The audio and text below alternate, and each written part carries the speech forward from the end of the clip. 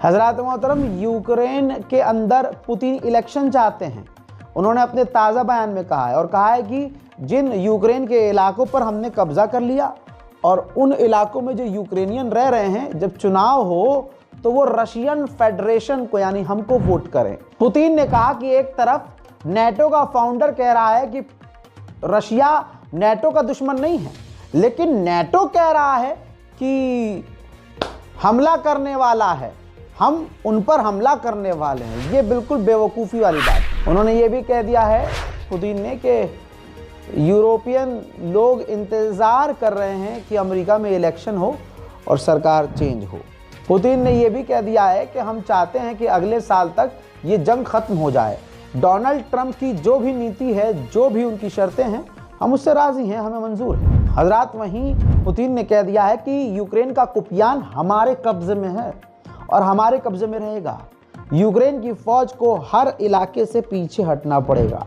हजरात, Italy, France और UK हवा निकल गई है, फटके चार हो गई है, राज़ी ही नहीं है कि यूक्रेन को हम रूस की प्रॉपर्टीज़ को बेच के पैसा दे दें। तो ये जो इनका चल रहा था ना बहुत बड़ा प्लान कि हम यूरोप में मौजूद रूसी प्रॉपर्टीज़ को जब्त करेंगे, उसको बेचेंगे और पैसा यूक्रेन को देंगे, वो प्लान फेल हो गया है। हंगरी तो खुलकर पहले से ही रूस के साथ है। अब हंगरी के प्रधानमंत्री ने कहा है कि जो प्लान बनाए जा रहे हैं ना कि रूस की प्रॉपर्टीज़ को जब्त कर लिया जाए और उसका पैसा यूक्रेन को दे दिया जाए, ये जंग का ऐलान होगा। Az utóbbi harcok ellenére is ez a orosz befagyasztott vagyon felhasználása az egy halott ötlet.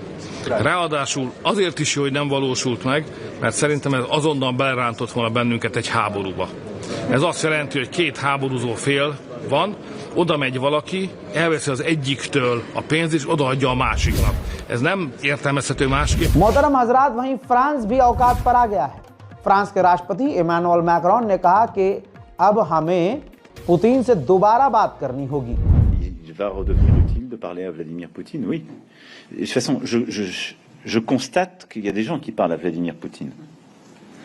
Donc, je pense que nous, Européens et Ukrainiens, on a intérêt à trouver le cadre pour réengager cette discussion en bonne et due forme. Sinon, on discute entre nous avec des négociateurs qui vont seuls discuter avec les Russes. Ce n'est pas optimal. Donc je pense que là, il faut finir la session, si je puis dire, en cours. Il y a des discussions qui vont se faire dans les prochaines heures pour voir les avancées. Il y a un cycle qui est en cours. Soit une paix... वहीं मेरे दोस्तों तस्वीर देखिए, Australia ने Abraham tank, जी हाँ, जो काफ़ी advance और ख़तरनाक टैंक माना जाता है जंग के मैदान में, अब्राहम टैंक यूक्रेन को ऑस्ट्रेलिया ने सौंप दिए हैं। यूक्रेन ने एक ऐसा ख़ास ड्रोन, तस्वीर देखिए, ऐसा ड्रोन बनाया है जो दुश्मन के ड्रोन को जाकर रोकेगा, यानी उससे टकराएगा। नेटो के चीफ ने धमकी दी है रूस को कि अगर डील होती है यूक्रेन और रूस के बीच और फिर अगर रशिया ने दोबारा यूक्रेन पर हमला किया तो उसकी जवाबी कार्रवाई बहुत खतरनाक होगी। रशियन ऑफिशियल ने कहा है कि हम चाइना के साथ मिलकर काम कर रहे हैं कि जो हम पर पाबंदियां लगी हुई हैं उनको, उन पाबंदियों को कैसे बाईपास किया जाए। वहीं रशिया ने एक ब्रिटेन के सैनिक को गिरफ्तार कर लिया जो यूक्रेन की तरफ से लड़ रहा था। वीडियो वे उसी की है और सिर्फ गिरफ्तार नहीं किया, इसको 13 साल की सज़ा भी सुना दी है।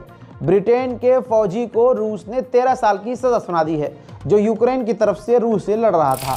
हजरात, यूक्रेन ने बड़ा नुकसान किया है रूस का। ये देखिए, तस्वीरें जारी की हैं कि हमने डिफेंस सिस्टम, फाइटर जेट रूस के और कई सारी बैटरीज़ को जो हथियारों के लिए और डिफेंस सिस्टम के लिए और रॉकेट मिसाइल लॉन्चर्स के लिए इस्तेमाल होती हैं, हमने अपने ड्रोन हमले में इन तमाम चीज़ों को नुकसान पहुंचाया है।